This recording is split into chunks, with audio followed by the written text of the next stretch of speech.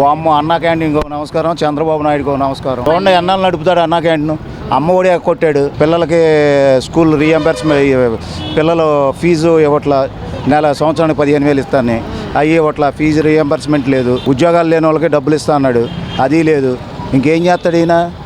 కూటమి ప్రభుత్వం ఏం చేస్తుంది? సంకనాగుతుందా? అన్నా క్యాంటీన్ దేనికి?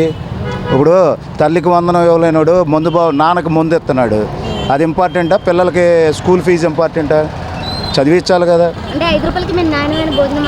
భోజనం ఎవరికి పెడుతున్నారు? పేదవాళ్ళకి, రిక్షా వాళ్ళకి, వాళ్ళకి పెట్టాలి. కానీ డబ్బున్నోడు నాలాంటి వాళ్ళకి, అంటే నేను ఉన్నోడు అని కాదు, నేను మధ్యతరగతి కుటుంబమే. వెళ్ళి చూడండి ఎంతమంది టక్ చేసుకున్న వాళ్ళు కూడా తింటున్నారు ముందుగానే. ఏంటి అది చేయడం చేత కదా. వాళ్ళ అబ్బాయి నిన్న టీవీలో చూపించారు, సగం మొక్క ఇడ్లీ మొక్క పెట్టుకొని చాలు అంటున్నాడు. ఆయన 3 స్పూన్లు తిన్నాడు, తీసి పక్కన పడేసాడు. తినలేక మామూలుగానే తినలేడు, ఇంకా పిల్లల భోజనాలు కడిపే నింపుతాడు. ఎప్పుడు వచ్చినా జగనే వస్తాడమ్మా ఈసారి. అంటే సోషల్ మీడియాలో కథనాలు నడుస్తున్నాయి కదా సార్, గ్యారంటీగా వస్తాడు.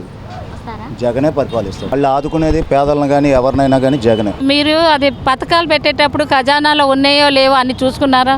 మీకు ఓటు కావాలి, మీ పదవి కావాలి, ఇప్పుడు ఎక్కిన తర్వాత లేవంటే అది పద్ధతి కాదు. ఎక్కిన తర్వాత మీరు ఏదో బాధపడి పెట్టాలి, కానీ ఇలా ఖజానాలో డబ్బులు ఉన్నాయి లేవని అలా చెప్పకూడదు. మనం అది పట్టేటప్పుడే ఆలోచించుకోవాలి, మళ్ళీ ఉన్నాయో లేవో అని. అది అంటే ఇప్పుడు ఆయనకు రోషం రావాలి, మన పదవిలు ఎక్కువ ఉన్నాయి అని చెప్తారు ఎంతోమంది.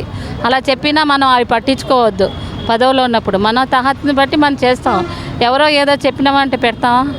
అంతే కదా. మనకి ఎంత పెట్టాలనుకుంటే అంతే పెడతాం, లేనిది ఎక్కడ పెట్టలేము మనం. అనుకున్న వాళ్ళు ఎందుకంటే మన పదవి రిమార్క్ రావాలని ఎన్నైనా చెప్పుకుంటారు. అది పద్ధతి కాదు, అది చెప్పుకోవడం మాది. అలాంటి చెప్పినా వినకూడదు. ఇదివరకు ఇది డబ్బులు ఇచ్చేవాళ్ళు, సంక్రాంతి పండుగకని అవి పండుగ పప్పులు అవి అన్నీ ఇచ్చేవారు. మరి అదే డోక్రా గ్రూప్కి డబ్బులు వేసేవారు. 15,000 వేశారు, 3,000 వేశారు. అప్పుడు మా బాగానే అనిపించింది. ఎంత చేసినా అసలు ఆయన ఉండకూడదు. 1 రూపాయి ఎవరికి రాలేదు. ఇప్పుడు వ్యాపారాలు చేసిన వాళ్ళకి రూపాయి రాలేదు. ఏదో ఇది స్కూల్లో అని అమ్మ ఒడి అని అంతవరకే చేశారు. కానీ వీళ్ళు వ్యాపారాలు చేసిన చాలా నష్టపెట్టారు. ఆటో వాళ్ళు కానీ ప్రతి వాళ్ళు బాధపడ్డారు. ఆయన రాకుండానే బాగుంటుంది. 5 సంవత్సరాలు చేసి అంతా విసుకైపోయారు జనాలందరూ. రూపాయి రాలేదు ఎవరికి, ఏ వ్యాపారాలు చేసినా చాలా విసుగుపడ్డారు. ఇప్పుడు ఎందుకంటే ఒక 5-6 నెలల్లో చెయ్యాలి. అంత తొందరగా కాకపోయినా ఒక 5-6 నెలల్లో కూడా చెయ్యాలి. చేయకుండా ఉంటే బాగోదు. చెప్పినా వేస్ట్ అది. మరి రేపు పదవిలో ఎవరైనా వేయాలన్నా వేయలేరు. ఊరికే చెప్పడం కానీ వాళ్ళంతలో వాళ్ళు వస్తే డబ్బులు రాకుండా ఉండవు. జనాలు ఏదో రకంగా తెలియజేసి వాళ్ళు సంపాదిస్తారు, కానీ రాకుండా ఉండదు. చెయ్యాలి. పథకం ఎప్పుడైతే ఒప్పుకున్నారో అలా ఆలోచించే పెట్టుకోవాలి పథకాలు. జనాల్ని మోసం చేసి పథకాలు వచ్చినప్పుడు మా దగ్గర డబ్బులు అయితే అది వేస్ట్. అది అలా మోసం చేసి పదవికి రావడం కష్టం. అలాంటివి చేయకూడదు. ఇప్పుడు మాలాంటి వాళ్ళు రోడ్ల మీద మేము వ్యాపారాలు పెట్టుకుంటాము. ఇప్పుడు ఆటోలు వాళ్ళు ఉన్నారు, ఎంతమంది బాధపడుతున్నారు. ఇప్పుడు 1 రూపాయి ఏదో ఆటో మీద లోన్లు ఇచ్చారు, అది చేశారు, బాగానే చేశారు అది వరకు. ఇప్పుడు బాగా లేని వాళ్ళైతే బాగానే ఉన్నారు. ఆయన పథకాలను బట్టి వ్యాపారాలు చేసుకున్నారు, చిన్న అమౌంట్ ఇస్తే అన్నీ చేసుకున్నారు. అది పవర్గా చేస్తాడు ఆయన. ఆయనకు అంత ఉంది. ఉన్న దగ్గర నుంచి ఆయన చేయించుకుంటే అంత తహత ఉంది, ధైర్యం ఉంది. ఆయన అన్నీ బాగానే చేస్తాడు. ఆయన గవర్నమెంట్ ఏదైనా మహిళలకి సూపర్ 6 అని పథకాలు అనేవి పెట్టారు కదా, దాని మీద ఏమున్నాయి అమ్మ? అసలు ఏమి లేవు అంటున్నారు కదా. డబ్బులు ఏమున్నాయి? చంద్రబాబు గారు ప్రకటించారు కదా, అవి అమలు చేయను అన్నారు. చేస్తున్నారు, టైం పట్టుద్ది అంటున్నారు కదా. ఏమో మరి దాని గురించి ఏమి ఎత్తట్లేదుగా. అన్ని పథకాలు ఇచ్చారు, మరి ఏమి అమలు చేయట్లేదుగా. చంద్రబాబు నాయుడు గారు ఇప్పుడు ఇక లాస్ట్ అయినా ఫస్ట్ అయినా ఇప్పుడే కదా. మళ్ళీ ఇక ఆయనకి ఇప్పటికే 73-74 సంవత్సరాలు వచ్చాయి. ఇప్పుడు ఏది చేయాలన్నా ఆయన చేస్తే వాళ్ళ అబ్బాయి మళ్ళీ ఇదిగా ఉంటుంది. ఇక ఏ ఉపయోగం ఉండాలన్నా లేకపోయినా ముందు జగన్ గారు, చంద్రబాబు నాయుడు గారు ఇప్పుడే మంచిగా చేయాలి. అంటే హామీలు ఇచ్చి మళ్ళీ అమ్మటే అమలు చేయలేదుగా, అందుకని అంటారులే. అంటే ప్రభుత్వం వచ్చి 3 నెలలు అయినప్పటికీ ఇంతవరకు ఏం హామీలు అనేవి నెరవేర్చలేదని కూడా అంటున్నారు. అది నిజమేనా? నిజమే కదా, మరి అవ్వలేదు కదా. అంటే ఆయన బాధ, ఆయన ఎంతో ఆశగా వచ్చాను నేను, ఏమి లేవు, ఖజానా మొత్తం ఖాళీ అంటున్నారు కదా. చేస్తారులే నిదానంగా.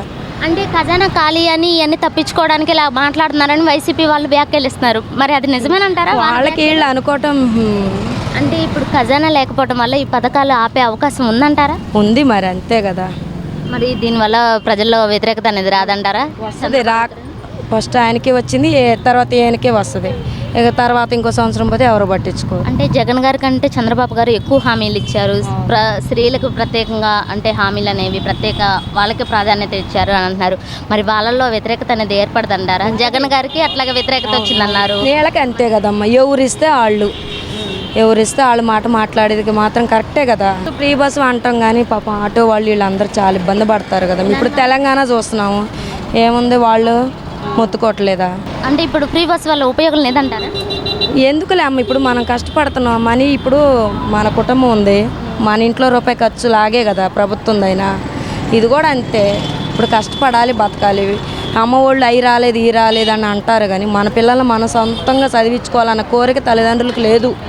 వాళ్ళు అది చేయాలి వీళ్ళు ఇది చేయాలనే చూస్తున్నారు. కానీ ఇప్పుడు మన పిల్లలు మనం చదివించుకుంటాం, వాళ్ళు పెద్ద అవుతారు.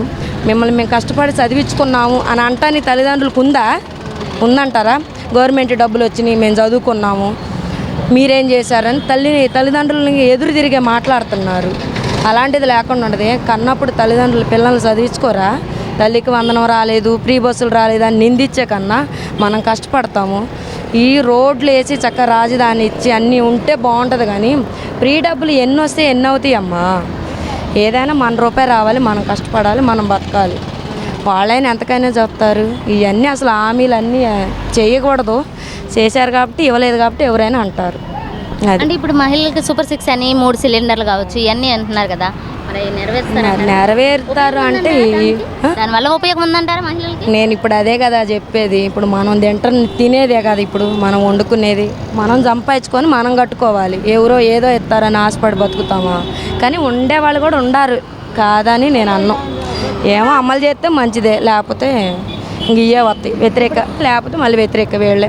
నెక్స్ట్ జగన్ గారే వస్తారు. ఇక డిఎస్సి ఉద్యోగాలు ఇచ్చారు, పోలవరం దగ్గరికి వెళ్ళారు, అమరావతి మొదలుపెట్టారు, అమరావతికి 15,000 కోట్లు శాంక్షన్ చేయించుకొచ్చారు.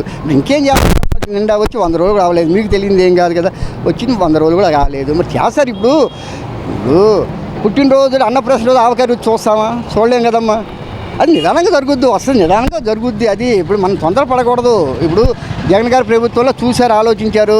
ఫస్ట్ ఆయన ఎన్నో వాగ్దానాలు ఇచ్చి ఎన్నో చేశాడు. నేను అంతా చక్కగా పరిపాలిస్తాను, నా మంచితనాన్ని చూస్తాను అన్నాడు. ఆయన చూశారు, అలానే చూస్తారమ్మా. చూడలేదు అనుకో వేరే వాళ్ళకి పట్టం కడతారు, అంతే తేడా ఏముంది. అది సార్ ఇప్పుడు ఆరోగ్యశ్రీ కూడా నిలిపివేస్తామని అంటున్నారు కదా, దాని మీద మీ అభిప్రాయం?